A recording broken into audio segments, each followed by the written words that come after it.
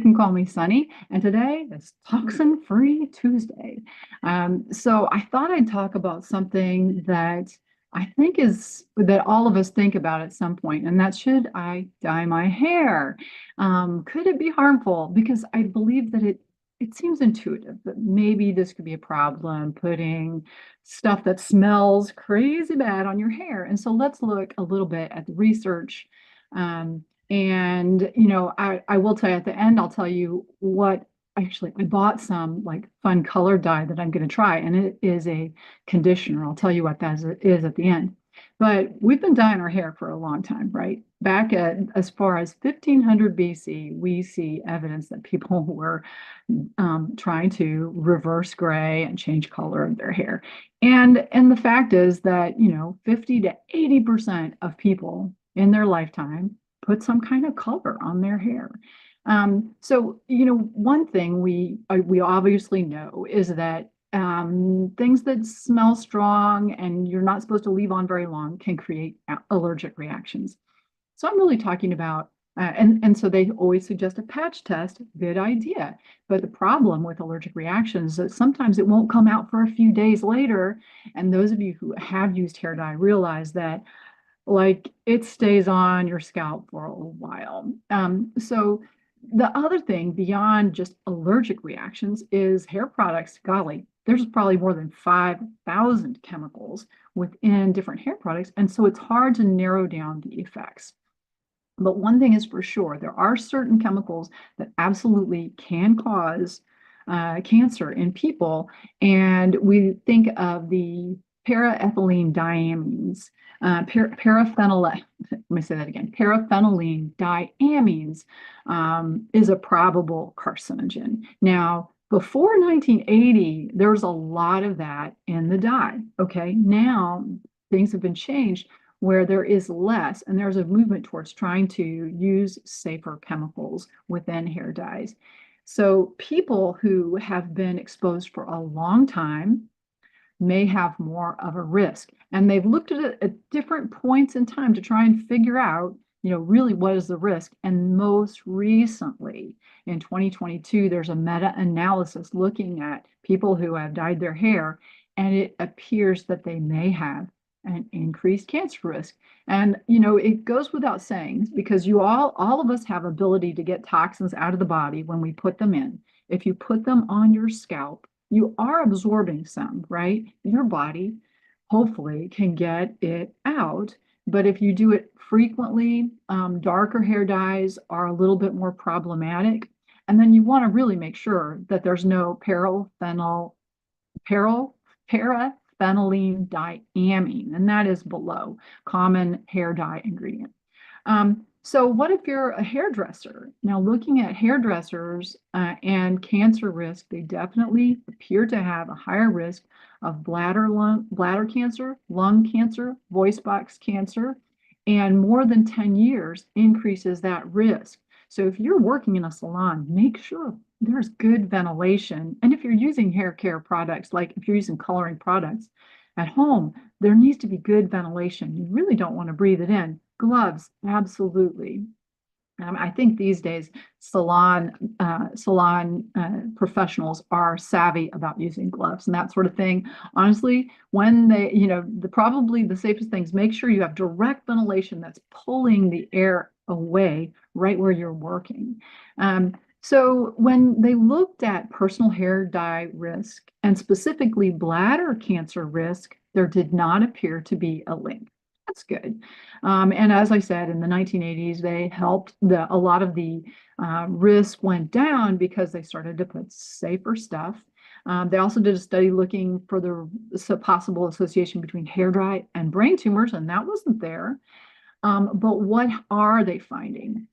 This is interesting. When we look at hair relaxers, many times used when you have very curly hair, using that frequently is linked with increased breast cancer risk. So that's relaxers, and that's used to straighten very curly hair. And we have seen a switch from non-carcinogenic, like things that don't cause cancer, to formaldehyde toxic compounds that do cause cancer in straighteners, right?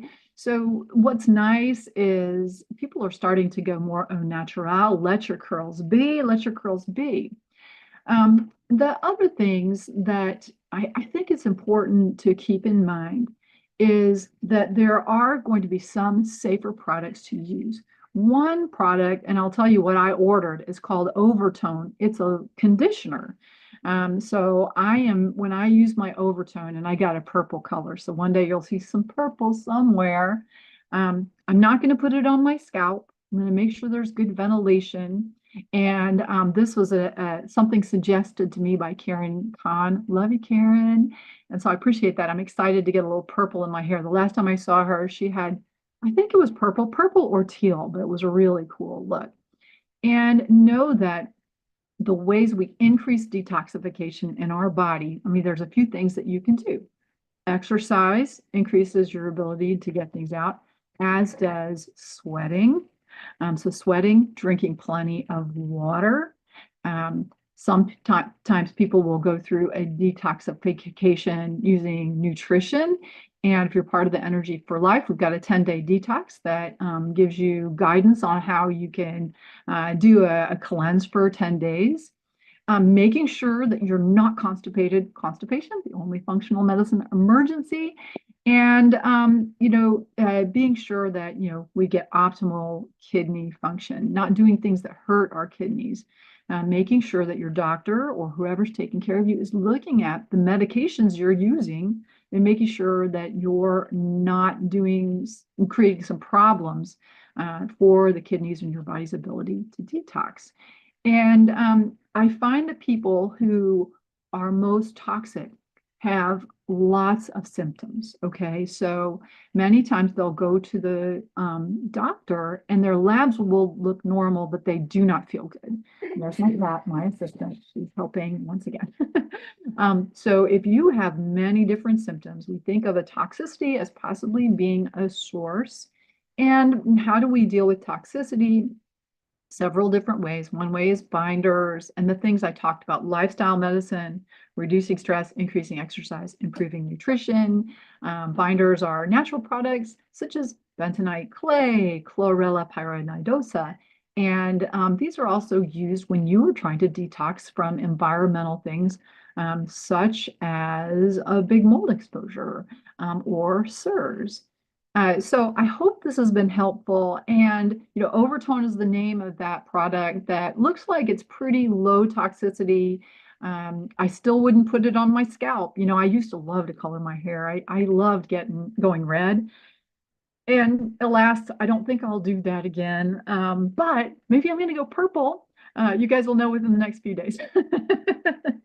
All right. I hope that this has been helpful, and I look forward to dialoguing with you. If you're interested in finding out more about how you can join my healing community where I have free resources, you can reach out to me at clinic@feelgoodfunctionalmed.com. And you can put Energy for Life, because that's the name of the community, in the subject line, and I'll know that you're asking about that. And we will get you information about how to be part of a healing community where I'm trying to go live every day. Right now, you might be seeing this on other platforms, but I'm starting to do lives just specifically for that group because they're my peeps. I want to give them love.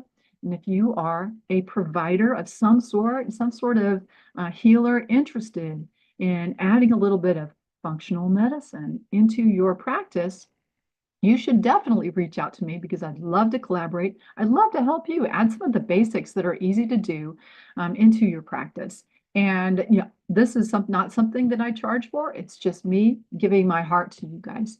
So reach out, clinic@feelgoodfunctionalmed.com, and make sure you subscribe, hit that button, wherever you're seeing this. I don't know.